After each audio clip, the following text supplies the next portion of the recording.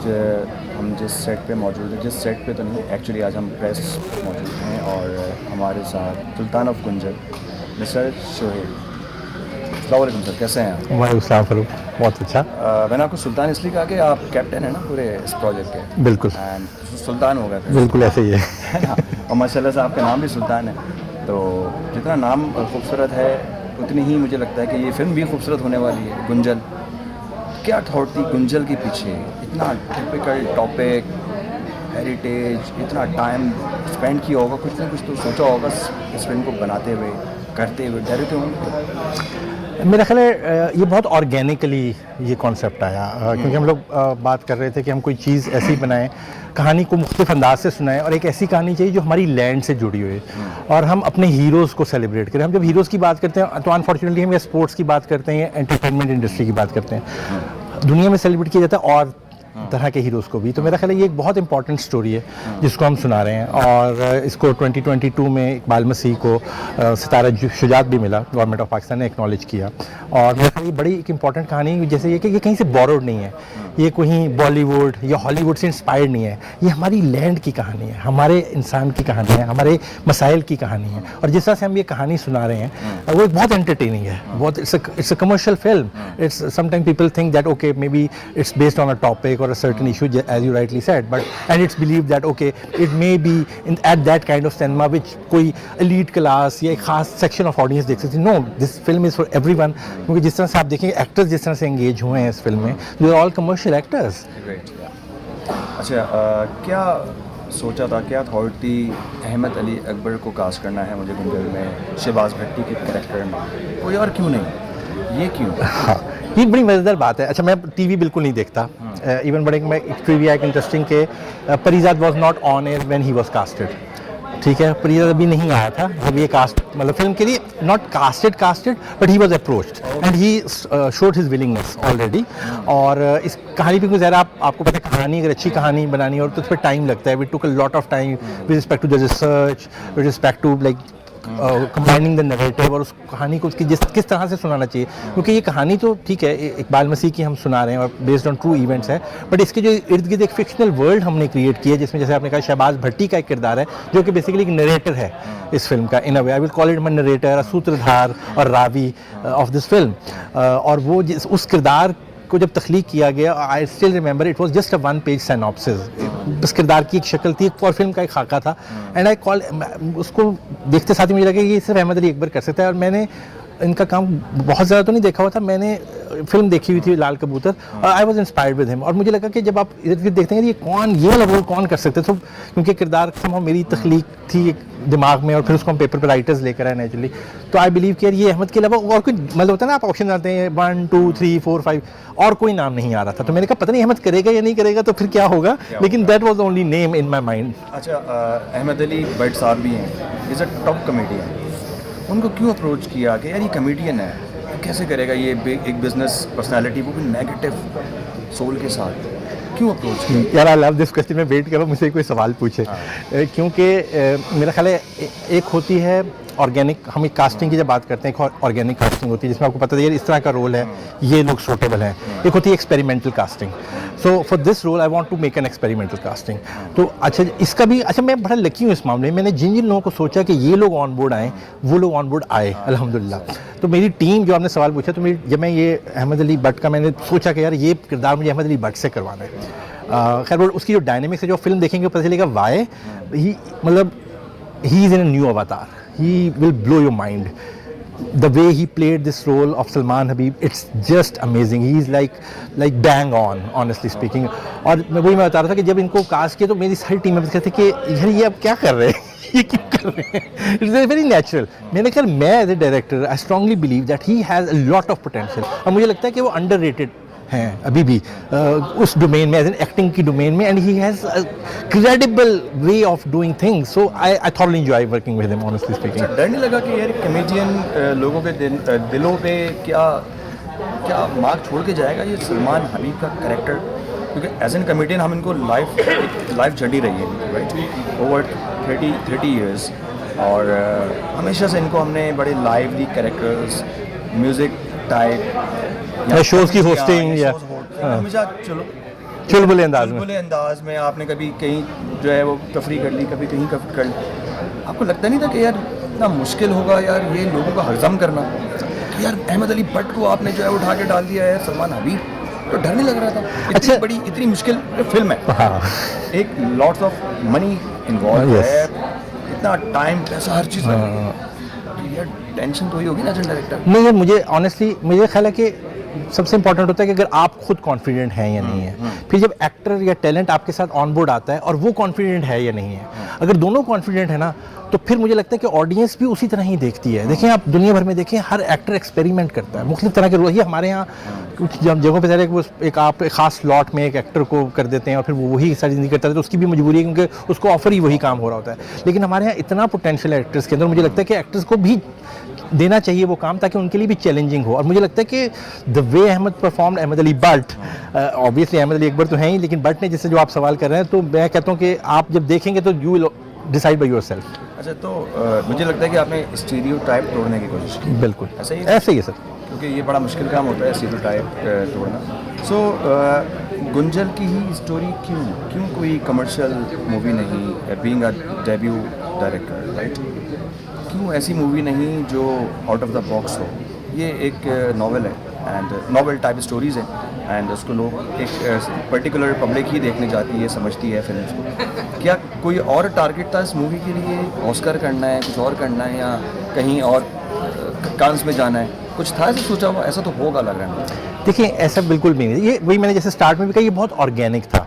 जो इसकी प्रोड्यूसर हैं निकत अकबर, शाहदूर प्रोडक्शन ने प्रोड्यूस की है। वो एक तो सोशल एक्टिविस्ट भी हैं, she want to work on different issues. हमने एक शॉर्ट फिल्म बनाई थी Dariya Ke Us Paar, about mental health in suicide, और वो बड़ी प्रेज हुई, फेस्टिवल्स में गई। देन हमने डिसाइड किया कि हम एक फिल्म बनाएंगे, लेकिन उसमें वो एक बेशक एक इशू एक बारे में बात तो करे, लेकिन उसके साथ में उसमें एंटरटेनमेंट वैल्यू भी उतनी हो। सो वो जो आप बात कर रहे हैं कि हमने we try to merge both the world's.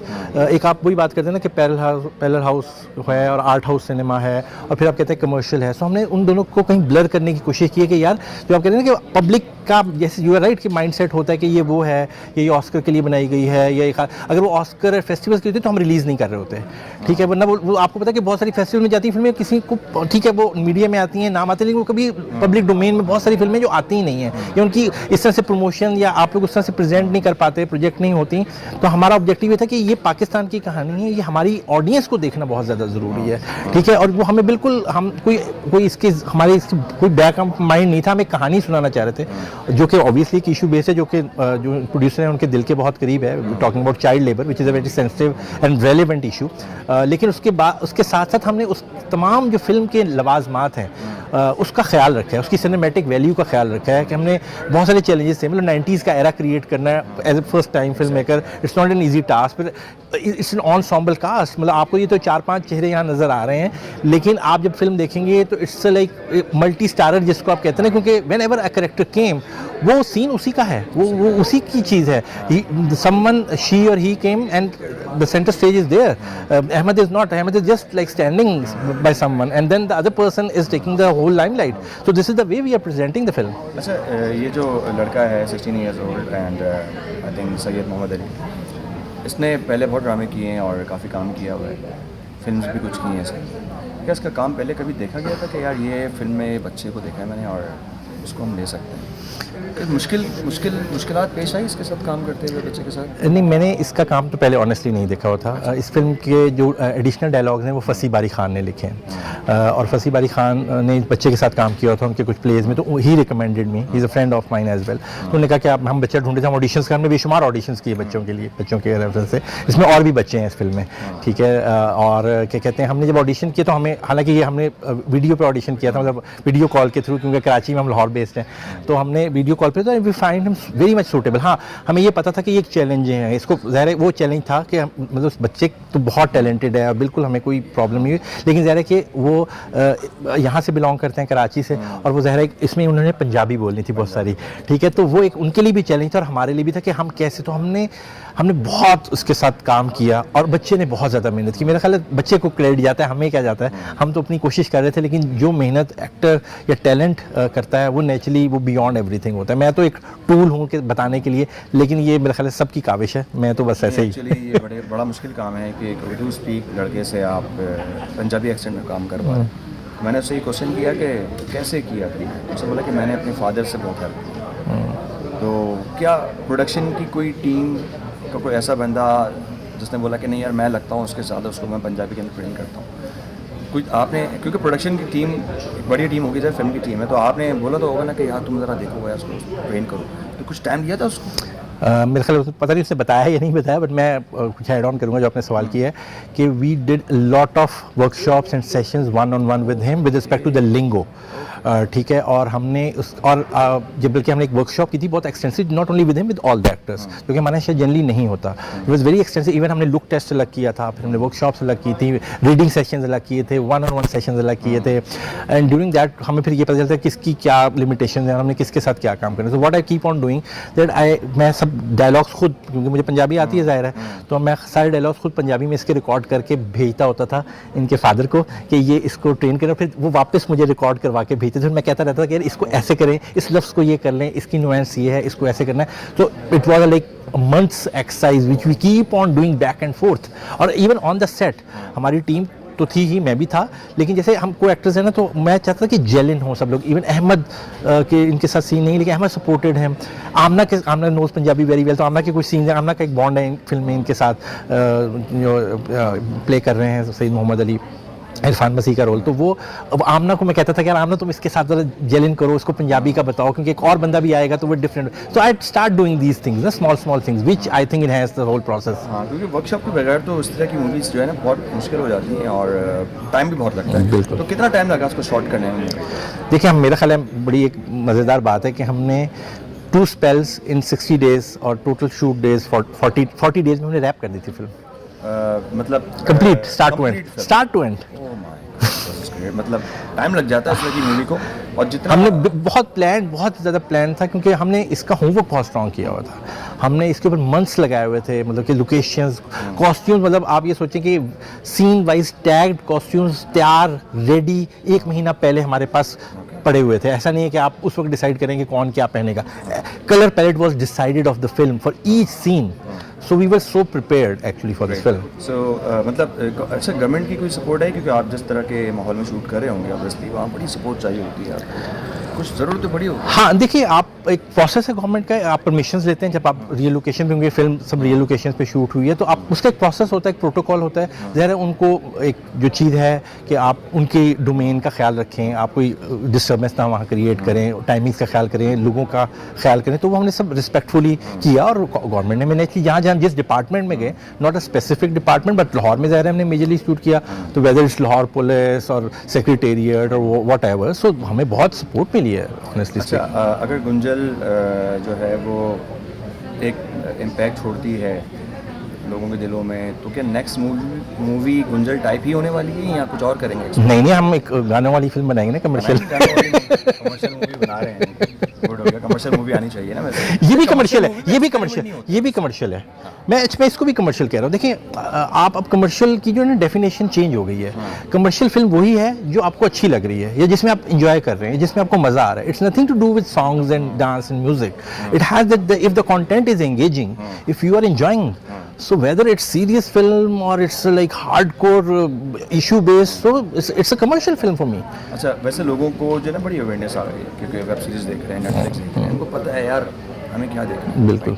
तो कमर्शियली मूवी जो है ना उतनी सक्सेस नहीं हो पाती जिस तरह से वेब टाइप कंटेंट या डार्क कंटेंट या रियलिस्टिक, आप कह रहे हैं, रियलिस्टिक कंटेंट या कोई ऐसा कंटेंट जिसको बहुत आर्ट एंड क्राफ्ट की तरह से प्रोड्यूस किया हो, बनाया हो। ज़रूरी नहीं कि वो आर्ट एंड क्राफ्ट में आके ख़त्म हो जाए, स्टोरी लाइन सारी चीज़ें, कंटेंट इस तरह से हो। तो गुंजल क्या अपना मार्क छोड़ के जाएगी? सर, आप मार्क से मैं क्यों लूँगा, मार्क माई वर्ड्स। इंशाल्लाह जो फिल्म देखेंगे, अब मुझे नहीं पता कितने लोग ये फिल्म देखेंगे, वी होप के बहुत सारे लोग देखें, और एक दोबारा से एक रिवाइवल तो नहीं कहना चाहिए, रिवाइवल एक मेरा ख्याल एक लफ्ज़ शायद गलत ही है, लेकिन ये कि जितने भी लोग आएँ और देखें इस फिल्म को, देन दे विल डिसाइड कि वाकई ही ये अपना मार्क छोड़ेगी। अच्छा 15 दिसंबर जो है वो डेट मार्क कर लें बिल्कुल। एंड ऑडियंस जो है वो ज़रूर सिनेमा जाए। तो अच्छा सिनेमा के लिए मैं ये कहूँगा कि सिनेमा के टिकट्स इतने महंगे हैं, इस पर क्या कोई आपकी कोई अपनी राय है कि यार कम होनी चाहिए? लोग जनरली लोग नहीं अफोर्ड कर सकते फैमिली के साथ। ये बड़ा अनफॉर्चुनेट है यार, मतलब मुझे लगता है सिनेमा की प्राइस आप बेशक वो रखें, देखिए दुनिया भर में सिनेमाज होते हैं, हर सेक्शन ऑफ सोसाइटीज़ के लिए होते हैं, मतलब मॉल्स में है तो उसकी ऑडियंस डिफरेंट है, ठीक है। जो सिंगल स्क्रीन्स होते हैं मल्टीप्लेक्स की ऑडियंस डिफरेंट, सिंगल स्क्रीन, फिर कुछ इलाके होते हैं जैसे पुराने टाइम में लाहौर में, कराची में, जैसे कैप्री था यहाँ पे, या वहाँ पे गुलिस्तान सिनेमा था लाहौर में, तो उसकी मतलब वहाँ रिक्शे वाला, टांगे वाला, दुकानदार, ताजिर, मजदूर, वो सब फिल्म देखने जाते थे, उनके लिए एंटरटेनमेंट होती है। आपने वो सेक्शन ऑफ ऑडियंस ख़त्म कर दी है, तो मुझे लगता है प्रॉब्लम ये है, मतलब आप वो सिनेमाज बनाएं जो उस सेक्शन ऑफ सोसाइटी को केटर कर सकें। प्राइस से ज़्यादा ये मसला है मुझे लगता है। मासेस को हिट कर सके, जनरल मासेस को हिट कर सके, जो ग्राउंड लेवल पे लोग हैं जिनकी दिहाड़ी जो है वो रोज़ाना 1000-1500 रुपये चल रही है, वो तो फिल्म देख ही नहीं सकते। हाँ बिल्कुल, तो वो सिनेमा, क्योंकि देखिए उसकी कॉस्ट ज़्यादा है ना, क्योंकि वो मल्टीप्लेक्स में एक खास एयर कंडीशन और ये और वो लाइट्स और वो उन्होंने रेंटल कॉस्ट भी देनी है, उन्होंने ऑपरेशनल कॉस्ट भी देनी है, तो वो तो टिकट वो उस हिसाब से सही है, वो सही है। लेकिन आप, मुझे लगता है कि कुछ इन्वेस्टर्स ऐसे आने चाहिए जो उन सिनेमाज को रिवाइव करें जहाँ पे वो 200 का 250 का टिकट हो, जाके ये पब्लिक देखिए। मुझे लगता है इससे ना सिर्फ सिनेमा इंडस्ट्री इटसेल्फ ग्रो करेगी, बल्कि डिस्ट्रीब्यूटर और जो एग्जिबिटर्स हैं और सब मेकर्स, सबको फ़ायदा होगा, सबको फ़ायदा होगा। तो होपफुली ये फिल्म गुंजल लोगों के दिलों में जो है वो मार्क छोड़ जाए अपना। हमारे साथ मौजूद थे हमारे बड़े प्यारे डायरेक्टर, फिल्म के बड़े प्यारे डायरेक्टर शोएब सुल्तान साहब। बहुत अच्छा लगा आपके साथ बात करके, थैंक यू, बहुत मज़ा आया। थैंक यू वेरी तो मच। हम मेट्रो लाइव से जो है वो साइन ऑफ करते हैं। दिस इज़ फारूक मचान। अल्लाह हाफ़िज़।